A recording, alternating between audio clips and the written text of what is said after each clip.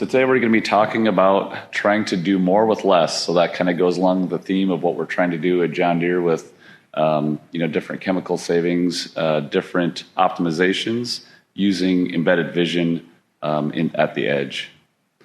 So what we'll cover today is we'll just have a short slide on some John Deere background.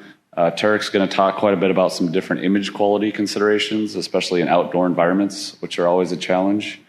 I'm going to go into some more detail on some stereo method comparisons for some different stereo investigations we had done, and then we'll hop into some Q&A.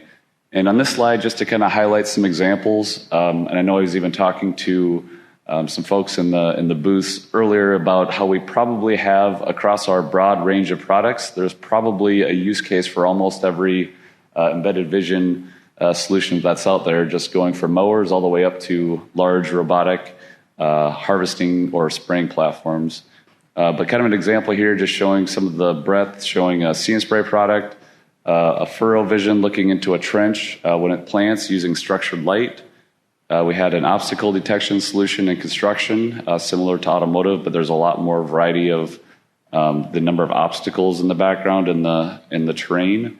A grain quality system, another system on combines, and then one showing where we actually measure scraper volume, the volume of dirt that's going into your construction equipment. So this isn't a full list, but just to kind of highlight a lot of the different use cases applying embedded vision at John Deere.